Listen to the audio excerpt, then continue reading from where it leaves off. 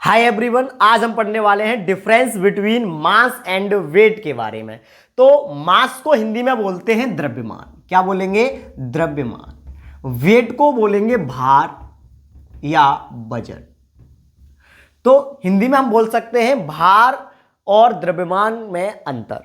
तो पहले इसको इंग्लिश में हम इसकी डेफिनेशन लिखें, यहां पे आप इसको समझेंगे। Mass of an object is defined as the amount of matter present in the body. Hindi के अंदर लिखा है बड़े कम शब्दों में कि द्रव्यमान, क्या लिखा है कि द्रव्यमान किसी वस्तु में विद्यमान पदार्थ की मात्रा है। जो द्रव्यमान है वो किसी वस्तु के अंदर विद्यमान यानी उपस्थित पदार्थ की मात्रा है। वही बात इंग्लिश में लिखी हुई है भाई, object in defined as the amount of matter. क्या लिखा हुआ है? Amount of matter present in the body, यानी हमारी बॉडी के अंदर जो भी मैटर्स है वो कितने अमाउंट में उपस्थित है, वही आपका क्या कहलाएगा? मास कहलाएगा। क्या कहलाएगा? मास कहलाएगा। एक एग्जांपल के थ्रू हम इसको समझते हैं। जैसे मेरे पास यहां कोई क्या है, एक बर्तन ले लिया और इसके अंदर मैंने पानी भर दिया। कितना भर दिया पानी भाई?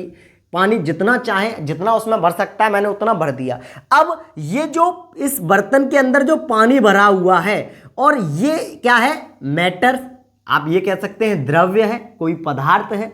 बिल्कुल सही बात है। तो ये जो इसका हो जाएगा, ये हो जाएगा मास यानी द्रव्यमान। क्या हो जाएगा? द्रव्यमान। ठीक है, वही बात चल रही थी। अच्छा, इसके जो मेन पॉइंट है वो क्या है, वो याद रखने हैं आपको। मेन पॉइंट क्या है कि पहला पॉइंट क्या है कि द्रव्यमान कभी शून्य नहीं होता। कभी शून्य नहीं होता, यानी द्रव्यमान कभी शून्य नहीं होता। एक बात बताइए, किसी भी वस्तु में कोई भी पदार्थ उपस्थित है यानी सब्सटेंस है और कितने अमाउंट में है, वो भाई खत्म तो होगा नहीं कभी। बताओ, अब जैसे ये मार्कर है, इस मार्कर के अंदर जो मार्कर बना हुआ है जिस सब्सटेंस से बना होगा वो इसके अंदर कितने अमाउंट में है, क्या ये खत्म होगा? नहीं होगा। तो भाई ये इसका क्या है? मास है। इसका क्या है? मास। बात समझ में आ रही है? दूसरी बात याद रखनी है कि द्रव्यमान एक बात याद रखनी है, कहीं भी चले जाओ, पृथ्वी पर हो या जुपिटर पर चले जाओ या मार्स पर चले जाओ, अंतरिक्ष पर चले जाओ, कहीं भी चली जाइए, ये अपना मान नहीं बदलता। यानी द्रव्यमान कभी बदलता नहीं है, नहीं है। और जो तीसरा मोस्ट इंपोर्टेंट पॉइंट है वो क्या है? तीसरा इंपोर्टेंट पॉइंट है, याद रखना, द्रव्यमान की इकाई क्या होती है? किलोग्राम। द्रव्यमान की इकाई क्या होती है? किलोग्राम होती है। द्रव्यमान की इकाई किलोग्राम होती है। अब बात करेंगे वेट के बारे में। वेट क्या है? Weight of an object is defined as the product of mass and gravity. Mass and gravity, बात समझ में आ रही है? अब हिंदी में देखते हैं थोड़ा सा। किसी वस्तु का भार वह बल है, किसी वस्तु का भार क्या है? बल है भाई। क्या है? बल, जिसमें वस्तु पृथ्वी के केंद्र की ओर आकर्षित होती है। यानी किसी भी वस्तु का भार एक बल है जिसमें कोई भी वस्तु केंद्र की ओर आकर्षित होती है, यानी पृथ्वी की ओर आती है। बात समझ में आ रही है? हाँ, अब इसके बाद हम देखेंगे इसके पॉइंट। इसके पॉइंट क्या है भाई? इधर देखते हैं इसके पॉइंट ऊपर की ओर। ठीक है, पहला पॉइंट क्या है कि जो आपका भार है यानी वजन या वेट, भार शून्य हो सकता है। शून्य हो सकता है। कैसे? अभी मैं बताऊंगा। देखो, जो फॉर्मूला है ना भार का, वो होता है W बराबर mg।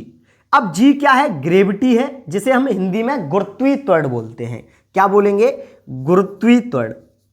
गुरुत्वीय त्वरण। आपने इस जैसा एक फॉर्मूला और पढ़ा होगा, F बराबर ma।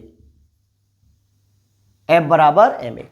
F क्या था? फोर्स था। M क्या था? मास। A क्या है? एक्सीलरेशन, यानी हिंदी में त्वरण बोलते हैं। सेम इसी से ही बना हुआ है ये। ठीक है, तो वेट बराबर mg यानी मास इंटू ग्रेविटी। बात समझ में आ रही है? अच्छा जी, अब जो ग्रेविटी है भाई, इसका जो वैल्यू होती है इसकी, वो होती है 9.8 9.8। बात समझ में आ रही है? कितनी होती है? 9.8।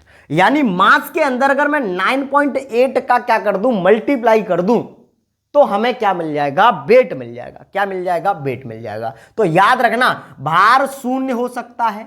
जैसे स्पेस के अंदर चले जाएं तो हम अपने भार को क्या महसूस करते हैं? शून्य महसूस करते हैं, और वहां हम क्या एकदम फ्री हो जाते हैं। एकदम क्या हो जाते हैं? फ्री हो जाते हैं। यानी वहां जो हमारा वेट है वो शून्य हो जाता है। ठीक है, दूसरा पॉइंट क्या है? दूसरा पॉइंट याद रखना कि भाई भार बदलता है। भार बदलता है। कैसे बदलता है भार भाई? कैसे बदलता है? पृथ्वी पर हम हैं तो भाई हमारा भार जो है, अगर हम इसको और कहीं चले जाएं, स्पेस में चले जाएं, अंतरिक्ष में चले जाएं, जुपिटर पर चले जाएं, बृहस्पति ग्रह पर चले जाएं, तो सब जगह अलग अलग होगा। अगर एक एग्जांपल समझें, तो आप कभी लिफ्ट में गए हैं, तो लिफ्ट के अंदर जैसे ही आप बैठते हैं, यदि वो ऊपर की ओर जा रही है, लिफ्ट ऊपर की ओर जा रही है, तो आपका जो वजन होगा वो वहां बढ़ता हुआ दिखाई देगा। ठीक है, यानी महसूस होगा बढ़ता हुआ। जैसे अगर लिफ्ट नीचे की ओर आ रही है तो आपको राहत सी महसूस होती है और ऐसा लगता है कि हमारा वजन यानी जो भार है वो कम है। तो भाई भार बदलता रहता है। और जो भार की यूनिट होती है ना, भार की सबसे इंपॉर्टेंट पॉइंट है भार की यूनिट, यानी भार की इकाई। भार की इकाई हमेशा याद रखना, भार हमेशा न्यूटन, यानी भार की इकाई न्यूटन होती है। भार हमेशा न्यूटन में मापा जाता है। बात क्लियर? अच्छा जी, एकदम बढ़िया तरीके से आपको समझ में आया होगा। ठीक है, हाँ जी, अगर आपको वीडियो अच्छी लगे तो चैनल को सब्सक्राइब करेंगे, वीडियो को लाइक करेंगे। धन्यवाद।